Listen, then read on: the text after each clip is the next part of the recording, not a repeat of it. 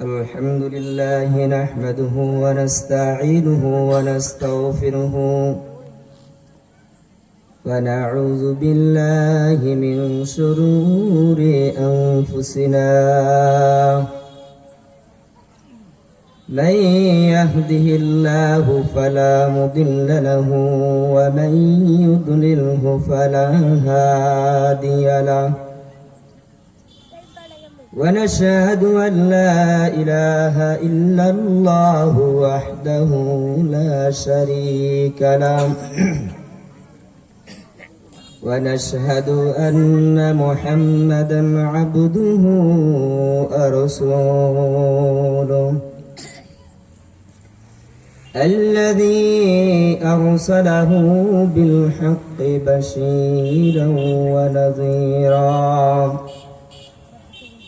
وداعيا إلى الله بإذنه وسراجا منيرا فقد قال الله تعالى في كلامه المجيد وفي فرقانه الحميد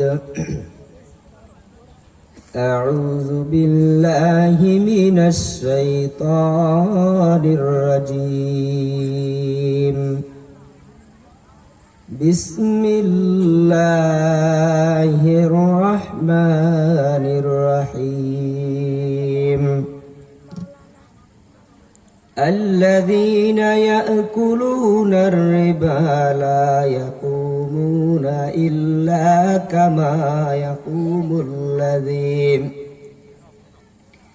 إلا كما يقوم الذي يتخبطه الشيطان من المس ذلك بأنهم قالوا إنما البيع مثل الربا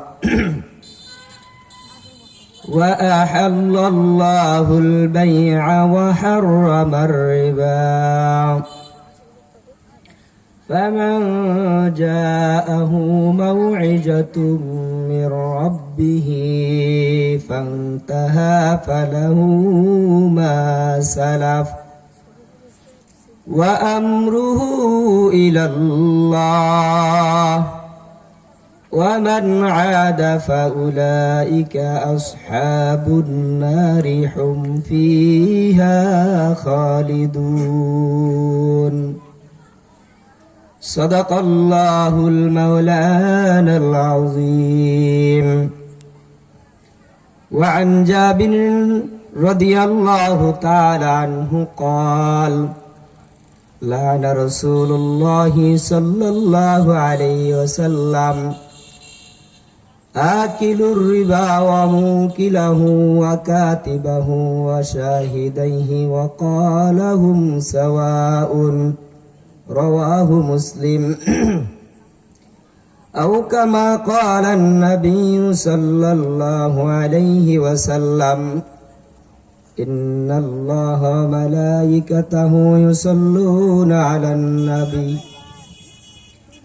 يا أيها الذين آمنوا صلوا عليه وسلموا تسليما اللهم صل على محمد وعلى آل محمد كما صليت على إبراهيم وعلى آل إبراهيم إنك حميد مجيد اللهم بارك على محمد وعلى آل محمد كما باركت على إبراهيم وعلى آل إبراهيم إنك حميد مجيد بلغ العلا بكماله كشف الدجى بجماله حسنت جميع خصاله صلوا عليه وآله محمد يا طار कुफुर को मिटाया, कुफुर को मिटा कर सदाकत को बताया। बलगल उला बिकमालिही कशफत दुजा बिजमालिही, हसनत जमीउ खसालिही, सल्लु अलैहि व आलिहि। ला इलाहा इल्लल्लाह,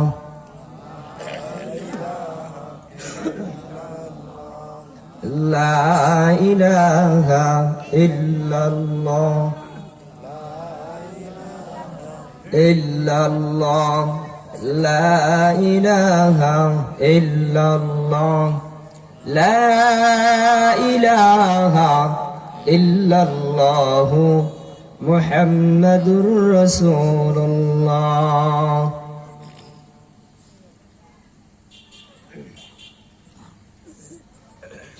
अल्हम्दुलिल्लाह।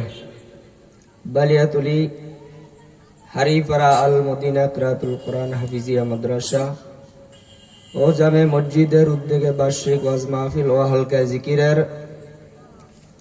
আজকের মাহফিলের মহতরম সভাপতি, প্রধান অতিথি, বিশেষ অতিথি, আমার সামনে উপবিষ্ট দিন প্রিয়, ইসলাম প্রিয়, আল্লাহ পাকের আশিকিন, জাকিরিন, শাকিরিন বান্দাগণ, জনাবে রাসূলুল্লাহ সাল্লাল্লাহু আলাইহি ওয়াসাল্লামের উম্মতগণ, পর্দার আড়ালে অবস্থানরত সম্মানিত মা ও বোনেরা, মহান আল্লাহ জাল্লা শানুর দরবারে লাখ কোটি শুকরিয়া জ্ঞাপন করতেছি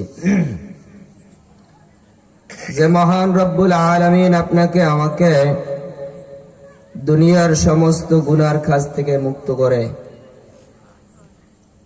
জান্নাতি এক পরিবেশের ভিতরে আসার মতো, বসার মতো, কোরআন ও হাদিস থেকে দুই একটি কথা শ্রবণ করার মতো আল্লাহ পাক তৌফিক দান করেছেন।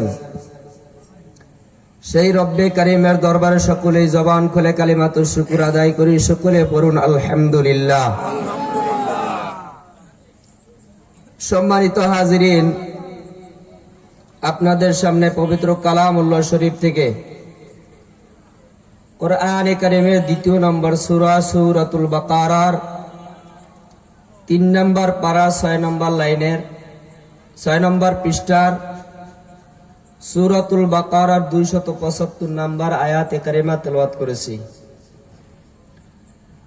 আপনার আমার নবী, বিশ্ব নবী মুহাম্মদুর রাসূলুল্লাহ সাল্লাল্লাহু আলাইহি ওয়াসাল্লামের অসংখ্য অগণিত হাদিসের মধ্য থেকে একটি হাদিস পাঠ করেছি। আল্লাহ পাক যদি তৌফিক দান করেন, নির্ধারিত সময়ের মধ্যে কোরআন ও হাদিসের আলোকে কিছু কথা বলার চেষ্টা করব। আমা তৌফিকি ইল্লা বিল্লাহ। নিজের থেকে বানিয়ে কোনো কথা নয়, কোরআন এবং হাদিসের মিশ্রণে কিছু কথা বলতে চেষ্টা করবে ইনশাআল্লাহ। ইখলাসের সাথে আমলের নিয়তে কথাগুলো বলা এবং শ্রবণ করার তৌফিক দান করুন। সকলে বলুন আমিন। আরো জোরে বলুন আমিন। সম্মানিত হাজিরিন, মাহফিল কিসের জন্য বলেন? মাহফিল কিসের জন্য? আমলের জন্য, জানার জন্য, বোঝার জন্য, ঠিক না?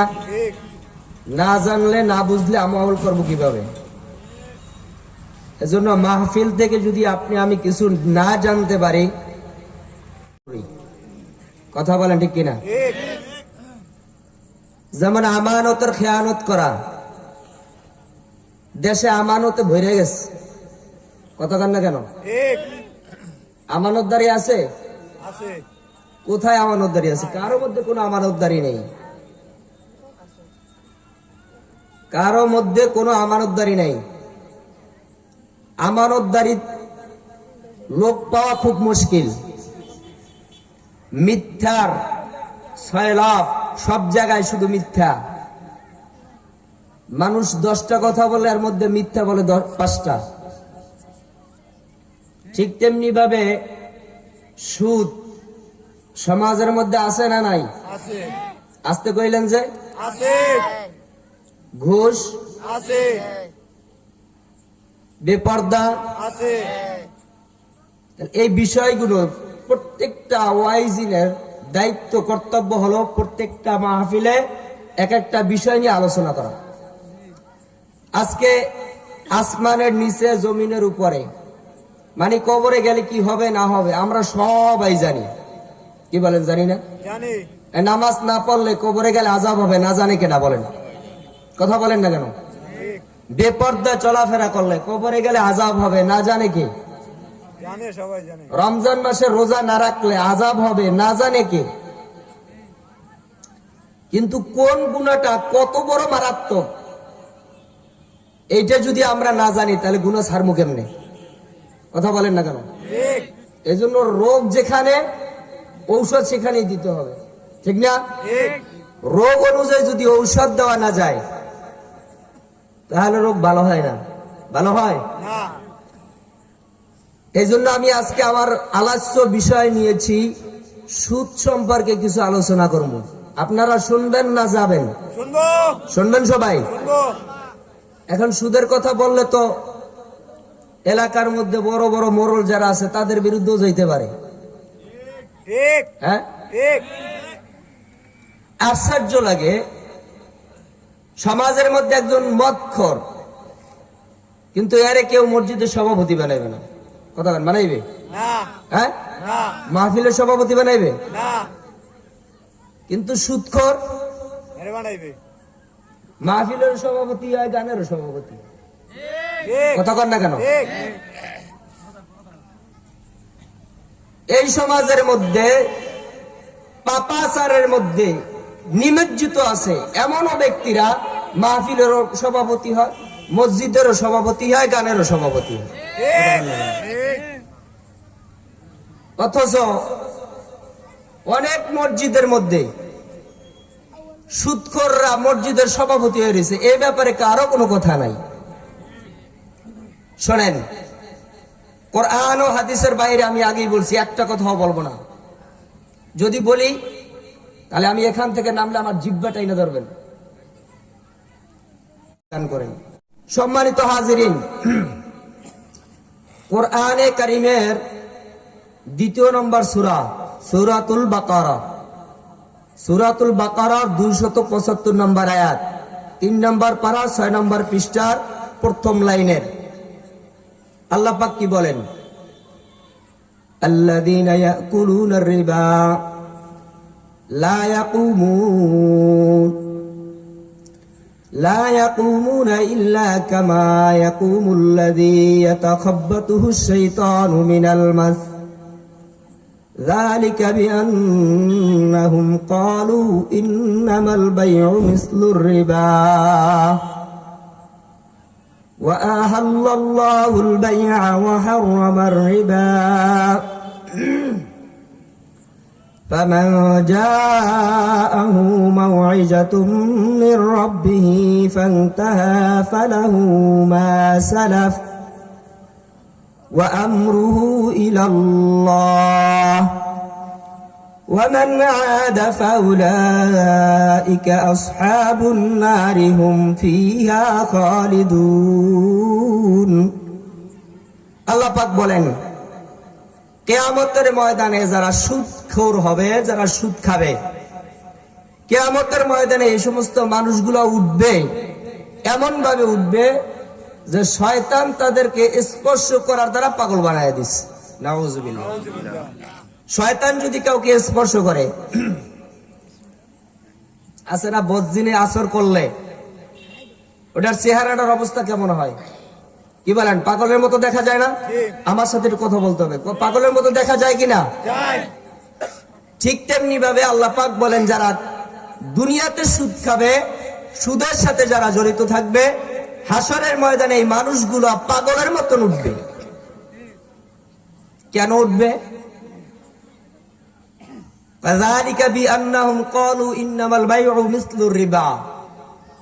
কারণ তারা বলে, এই সমস্ত মানুষগুলা তারা বলে যে বেচা কিনা এটাও তো সুদের মতো। নাউজুবিল্লাহ। বিল্লাহ। আল্লাহ পাক এর পরেই বলতেছেন ওয়া আহাল্লাল্লাহুল বাই'a ওয়া হারামার রিবা। অথচ আল্লাহ তাআলা সুদকে হালাল করে দিয়েছেন, মানে সুদকে হারাম করে দিয়েছেন, আর ক্রয় বিক্রয়কে বেচা কিনাকে আল্লাহ হালাল করে দিয়েছেন। সুবহানাল্লাহ বলেন। অথচ এরা কি বলে যে বেচা কিনা এটাও কির মতন, সুদের মতন। এরপরে বলতেছেন ফামান জাআহু মাউইজাতুম মির রাব্বিহি ফান্তাহা ফালাহু মা সালাফ। তোমাদের রবের পক্ষ থেকে তোমাদের কাছে যখন কোনো উপদেশ এসে গেছে তখন তোমরা উপদেশ গ্রহণ করো। যদি উপদেশ গ্রহণ করো তাহলে অতীতে যা করছো আল্লাহ তাআলা এটা মাফ করে দিবেন। সুবহানাল্লাহ বলেন না? ওয়া আমরুহু ইলাল্লাহ, এটা আল্লাহ তাআলার ব্যাপার, এটা আল্লাহ ইচ্ছা করলে ক্ষমা করে দিতে পারে। ওয়ামান আদা ফাউলাইকা আসহাবুন নারি হুম ফিহা খালিদুন। ভালো করে শুনেন, এরপরে যদি কেউ সুদ থেকে ফিরে না আসে, এরপরও যদি আবার সুদে ফিরে যায়, মানে সুদের কারবার যদি আবার চালু করে দেয়, তাহলে আল্লাহ তাআলা বলেন হুম ফিহা খালিদুন, তারা জাহান্নামে যাবে, চিরস্থায়ী তারা জাহান্নামী হয়ে যাবে। নাউজুবিল্লাহ। কয়দিনের জন্য চিরস্থায়ী। বলেন? কয়দিনের জন্য? চিরস্থায়ী। চিরস্থায়ী তারা জাহান্নামী হবে। হাদিস শরীফের ভিতরে রাসূলুল্লাহ সাল্লাল্লাহু আলাইহি সাল্লাম কি বলেন শুনেন, লা ইয়াদখুলুল জান্নাতা জাসাদুন গুযিয়া বিল হারাম। হারাম ভক্ষণকারী দেহ, যেই দেহটা হারাম মালের দ্বারা, হারাম খাদ্যর দ্বারা যেই দেহটা লালিত পালিত হবে, ওই দেহটা আল্লাহর জান্নাতে প্রবেশ করবে না। সুবহানাল্লাহ। নাউযুবিল্লাহ। নাউজুবিল্লাহ। ওই দেহটা আল্লাহর জান্নাতে প্রবেশ করবে না, যেই দেহটা কি হবে, হারাম ভক্ষণ দ্বারা, হারাম জিনিস দ্বারা যেই দেহটা লালিত পালিত হবে। এরপরের আয়াতে আল্লাহ পাক রব্বুল আলামিন বলেন ইয়ামহাকুল্লাহুর রিবা ওয়া ইউরবিস সাদাকাত। আল্লাহ পাক বলেন ইয়ামহাকুল্লাহুর রিবা ওয়া ইউরবিস সাদাকাত। আল্লাহ সুদকে নিচ্ছিন্ন করে দিয়েছেন আর সাদকাকে, দান সাদকাকে আল্লাহ বর্ধিত করে দিয়েছেন। সুবহানাল্লাহ বলেন। সুবহানাল্লাহ। আল্লাহু লা ইউহিব্বু কুল্লা কাফফারিন আসিম।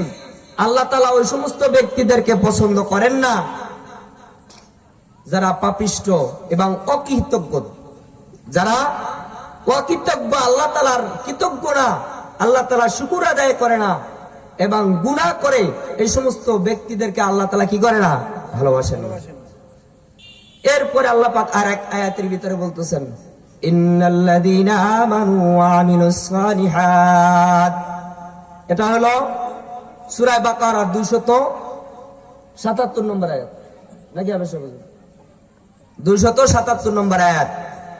এই আয়াতের ভিতরে আল্লাহ পাক বলেন ইন্নাল্লাযীনা আমানু ওয়া আমিলুস সালিহাত ওয়া আকামুস সালাতা ওয়া আতুজ যাকাতা লাহুম আজরুহুম ইনদা রাব্বিহিম ওয়ালা খাউফুন আলাইহিম ওয়ালা হুম ইয়াহজানুন।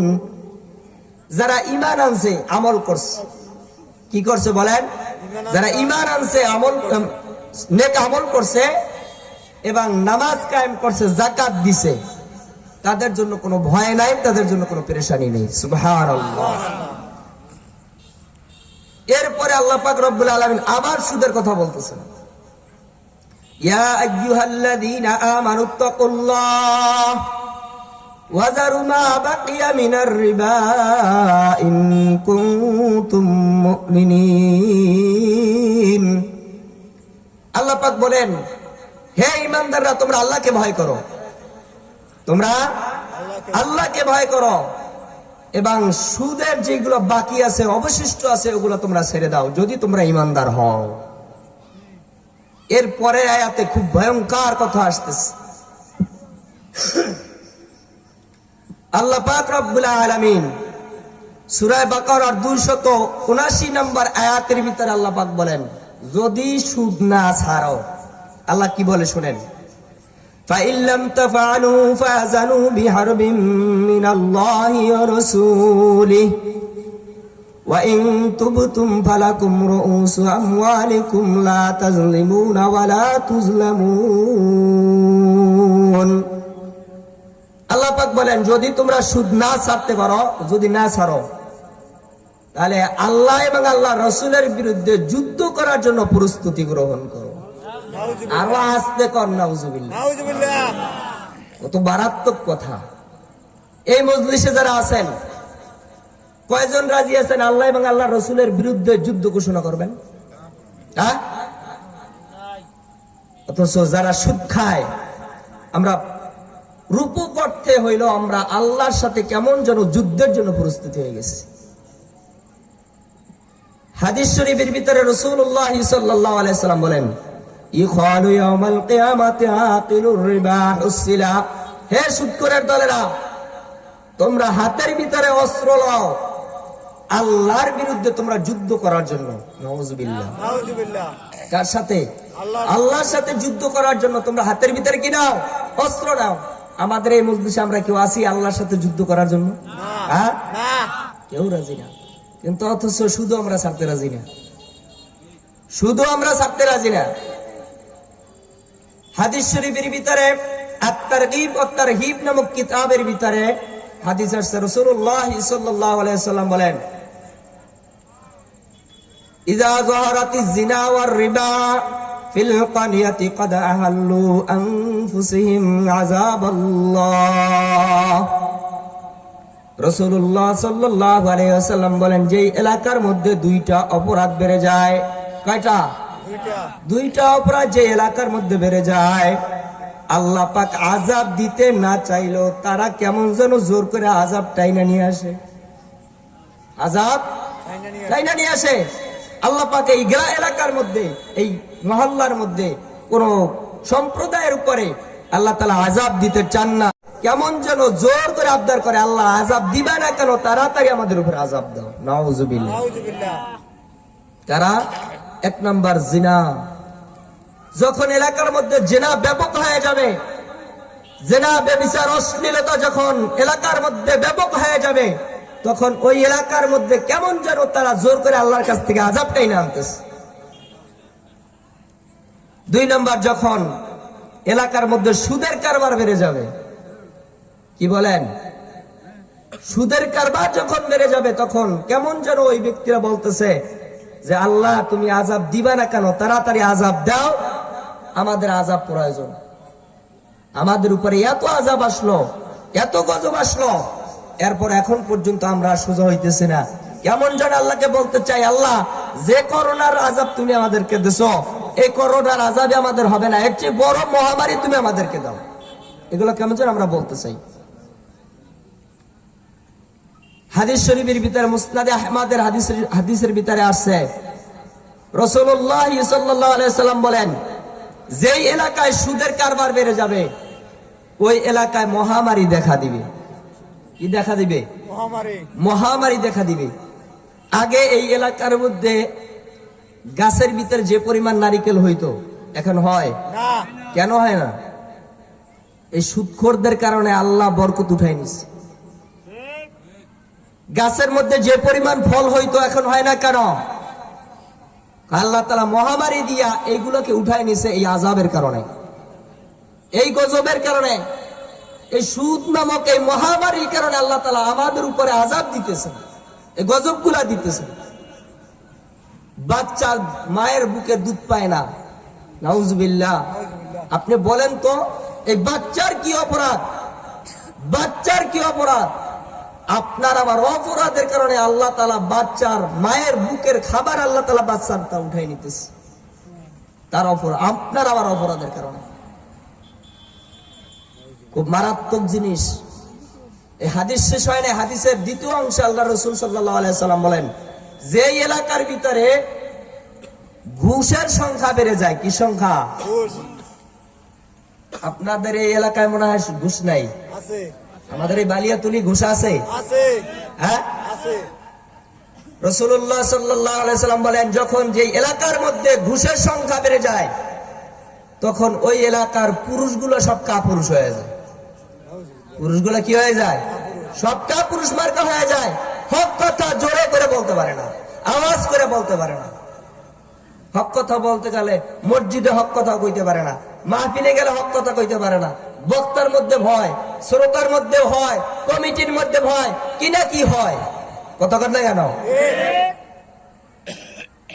এজন্য আমি প্রায় সময় বলি, এক চেয়ারম্যান গেছে মানে সালিশি করার জন্য। এখন বারবার মধ্য থেকে একজন উঠে কয়, চেয়ারম্যান সাহেব, মানে এক হাত জায়গায়, যে মানে আমি 5,000 দিছি, আপনি আমার পক্ষে রায় না দিয়া আরেকজনের পক্ষে রায় দেন কেন? কয়েকবার হাত জাগানোর পরে চেয়ারম্যান কয়, মিয়া তুমি ওখানে বসে 1 হাত জাগাও, আমার তো পাশে 2 হাত দিয়ে বসাইছিস, মানে তুমি 5,000 দিছো, এই পাশে তো আমার 10,000 দিছে, আমি এখন রায় কোন দিকে দেবো তুমি কো? আল্লাহর কোরআনের বিরুদ্ধে আমরা কলম ধরতেছি, অথচ আল্লাহ পাক রব্বুল আলামিন কি বলেন? ইন্নাল্লাহা ইয়া'মুরুকুম আন তুআদ্দুল আমানাতি ইলা আহলিহা ওয়া ইযা হাকামতুম বাইনান নাসি বিল আদল। আল্লাহ পাক বলেন, যখন তোমাদের পক্ষের কাছে সঠিকভাবে পৌঁছায় দাও এবং যখন তোমরা উভয়ের মাঝে মিলমাংসা করবা, বিচার ফয়সালা করবা, তখন সঠিকভাবে তোমরা বিচার ফয়সালা করো। তো আছে আমাদের বিচার, সঠিক বিচার আছে সমাজে? কথা বলেন না কেন? টাকার কাছে বিচার বিক্রি হয়ে যায়, কথা কন না কেন? অথচ রাসূল করিম সাল্লাল্লাহু আলাইহি ওয়াসাল্লাম হাদিস শরীফের ভিতরে বলেন, কিয়ামতের ময়দানে 7 শ্রেণীর ব্যক্তিদেরকে আল্লাহ তাআলা ডাইকে ডাইকে আরশের নিচে ছায়া দিবে। এর মধ্যে এক নাম্বার হলো ইমামুন আদিলুন, যারা ন্যায় বিচারক হবে, ন্যায় শাসক যারা হবে, তাদেরকে ডাইকে ডাইকা আল্লাহ রাসূল বলবেন, আয় আমার আরশের নিচে আয়, আয় আমার ছায়ার তলে আয়। সুবহানাল্লাহ। অথচ আমরা সেই ন্যায় বিচারকে টাকার কাছে বিক্রি হয়ে যায়। রাসূলুল্লাহ সাল্লাল্লাহু আলাইহি ওয়াসাল্লাম বলেন, যখন কোন এলাকার মধ্যে ঘুষের কারবার বেড়ে যাবে, তখন ওই সমাজের পুরুষগুলা সব কাপুরুষ হয়ে যাবে। আজকে আমরা পুরুষ যারা আছি, এরা আসলে নামে পুরুষ, কিন্তু ঘরে যাও দেখা যায় বড় দাতানি খাওয়া লাগে, কথা কয় না কেন? কিসের কারণে? এই ঘুষ নামক অপরাধের কারণে আল্লাহ তাআলা এই আযাবগুলা, এই গজবগুলা আমাদের উপর চাপাই দিতেছে। আল্লাহ পাক আপনাকে আমাকে এই মহামারী থেকে, এই জঘন্যতম গুনাহ থেকে আল্লাহ তাআলা আমাদেরকে হেফাজত করুন, বলুন আমিন। সম্মানিত হাজিরিন, হাদিস শরীফের ভিতরে রাসূলুল্লাহ সাল্লাল্লাহু আলাইহি ওয়াসাল্লাম বলেন, আন জাবির রাদিয়াল্লাহু তাআলা আনহু ক্বালা রাসূলুল্লাহ সাল্লাল্লাহু আলাইহি ওয়াসাল্লাম আকিলুর রিবা ওয়া মুকিলাহু ওয়া কাতিবাহু ওয়া শাহিদাইহি ওয়া ক্বালাহুম সাওয়াউন, রাওয়াহু মুসলিম। মুসলিম শরীফের হাদিস। মুসলিম শরীফের হাদিসের ভিতরে রাসূলুল্লাহ সাল্লাল্লাহু আলাইহি ওয়াসাল্লাম বলেন, যারা সুদ খাবে, যারা সুদ খায়, যারা সুদ দেয়, যারা সুদ দেয়, যারা সুদ খায়, যারা সুদ লেখে, যারা সুদের সাক্ষী হয়, যারা সুদের উকিল হয়, সবাই সমান গুনাহগার, সবাই সমান গুনাহগার। মুসলিম শরীফের হাদিস। হাদিস শরীফের ভিতরে রাসূলুল্লাহ সাল্লাল্লাহু আলাইহি ওয়াসাল্লাম বলেন, যেই ব্যক্তি 1 দিরহাম পরিমাণ সুদ খাইবে, কয় দিরহাম? 1 দিরহাম পরিমাণ সুদ খাইবে, 36 বার জিনা করলে যেই গুনাহ হয়, সেই পরিমাণ গুনাহ তার আমলনামায় লেখা হবে। নাউযুবিল্লাহ। কয়বার? 36 বার জিনা করলে যেই গুনাহ হয়, সেই পরিমাণ গুনাহ তার আমলনামায় লেখা হয়। 1 দিরহাম পরিমাণ, 1 জাররা পরিমাণ সুদ যদি কেউ খায়। নাউযুবিল্লাহ। হযরত হামজালা রাদিয়াল্লাহু তাআলা আনহু, হাদিস শরীফের ভিতরে আছে, গসিলিল মালাইকা। আর আব্দুল্লাহ ইবনে হামজালা রাদিয়াল্লাহু তাআলা আনহু قال قال رسول الله صلى الله عليه وسلم درهم الربا ياكله الرجل, যেই ব্যক্তি 1 দিরহাম পরিমাণ কোন ব্যক্তি যদি সুদ খায়, ওহুয়া আসাদ্দু, সেটা কঠিন শক্ত, মিন সিত্তাতি ওয়াস সালাসিনা জানিয়া, আল্লাহ রাসূল বলেন 36 বার জিনার করার চেয়ে মারাত্মক। 36 বার জিনা করার চেয়ে মারাত্মক। হযরত আবু হুরায়রা রাদিয়াল্লাহু তাআলা আনহু থেকে হাদিস বর্ণিত, وعن أبي هريرة رضي الله تعالى عنه قال قال رسول الله صلى الله عليه وسلم আতাইতু লাইলাতান উসরিয়া বি আলা কওমিন বুতুনিহিম কাল বুয়ুতি ফিহাল হায়াত তুরা মিন খারিজি বুতুনিহিম ফাকুলতু মান হাউকিলুর রিবা। রাসূলুল্লাহ সাল্লাল্লাহু আলাইহি ওয়াসাল্লাম বলেন, আল্লাহ রাসূল সাল্লাল্লাহু আলাইহি ওয়াসাল্লাম যখন ঊর্ধ্ব ভবনে, যখন মিরাজের রাত্রিতে, যখন মিরাজ করার জন্য যখন রওনা দিলেন, রাসূলুল্লাহ সাল্লাল্লাহু আলাইহি ওয়াসাল্লাম একটা কওমের পাশ দিয়ে যাইতেছেন। দেখতেছে এক কিছু লোকের পেটগুলো বড় বড় ঘরের মতন দেখা যায়। কিসের মতন? বড় বড় ঘরের মতন তাদের পেটগুলো দেখা যায়। রাসূলুল্লাহ সাল্লাল্লাহু আলাইহি ওয়াসাল্লাম ওই পেটের ভিতরে দেখতেছেন, পেটের ভিতরে বাহির থেকে পেটের ভিতরে দেখতেছেন বড় বড় অজগর সাপগুলা পেটের ভিতরে। নাউজুবিল্লাহ। রাসূলুল্লাহ সাল্লাল্লাহু আলাইহি ওয়াসাল্লাম জিব্রাইলকে জিজ্ঞাসা করলেন, মান হাউলা ইয়া জিব্রাইল, হে জিব্রাইল, এই সমস্ত লোক এগুলা কারা?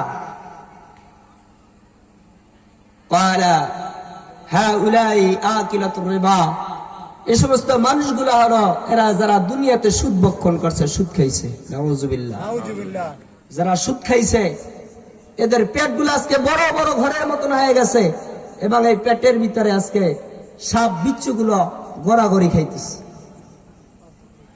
ভাইরা, আমরা এখনো যারা সুদের মতো এত বড় জঘন্যতম গুনার মধ্যে যারা আমরা এখনো নিমজ্জিত আছি, আজকেতে আমরা তওবা করব যে আমরা যেন ওই সুদ থেকে বেঁচে থাকতে পারি। আল্লাহ পাক সবাইকে তৌফিক দান করে, বলুন আমিন। হাদিস শরীফের ভিতরে আরেকটা হাদিসের ভিতরে জঘন্যতম, সবচেয়ে জঘন্যতম একটা কথা বলতেছেন। হযরত আবু হুরায়রা রাদিয়াল্লাহু তাআলা আনহু থেকে হাদিস বর্ণিত। তিনি বলেন, রাসূলুল্লাহ সাল্লাল্লাহু আলাইহি ওয়াসাল্লাম বলেন, আর রিবা 70 জুজআম, সুদের 70টা গুনাহ আছে। কয়টা গুনাহ? 70টা। জোরে বলেন, কয়টা গুনাহ? 70টা। ভালো করে মুখস্থ করে নেন এই হাদিসটা। সুদের কয়টা? 70টা গুনাহ আছে। এর মধ্যে সবচেয়ে আইসারুহা, মানে সহজ ছোট যেই গুনাহটা, সেটা হলো আইয়াতাজাওয়াজু আর রাজুলু উম্মুহা, কোন ব্যক্তি তার আপন মাকে বিবাহ করা। নাউজুবিল্লাহ। এত আস্তে কইলেন। নাউজুবিল্লাহ। এর মধ্যে কে আছেন যে আপন মাকে বিবাহ করবেন? না। আপন মাকে বিবাহ করা মানে আপন মাকে বিবাহ করার পরে মায়ের সাথে কি করা? জিনা করা। তাহলে মায়ের সাথে জিনা করলে যেই গুনাহ হয়, সুদ খাইলে সেই পরিমাণ গুনাহ হয়। নাউজুবিল্লাহ। এই জন্য আমি যতটুকু আপনাদের কাছে পেশ করছি কোরআন এবং হাদিসের আলোকে, আমরা কি বুঝলাম? সুদ খাওয়া অন্যায় কিনা? অন্যায়। জোরে বলেন, অন্যায় কিনা? অন্যায়। এই জঘন্যতম গুনাহ থেকে আপনাকে, আমাকে, সবাইকে আল্লাহ তাআলা হেফাজতে রাখুন। সকল কম খাবো, কম খাবো, আল্লাহর উপরে এটা দিয়ে সন্তুষ্ট থাকবো, কিন্তু সুদের মতো জঘন্যতম গুনার ভিতরে আমরা যাব না। আল্লাহ তাআলা এই জাতিকে, এই মুসলমান জাতিকে আল্লাহ তাআলা এই জঘন্যতম গুনার থেকে বাঁচিয়া থাকার মতো তৌফিক দান করুক। আমিন। ওয়া আখিরু দাওয়ানা আলহামদুলিল্লাহি রাব্বিল আলামিন।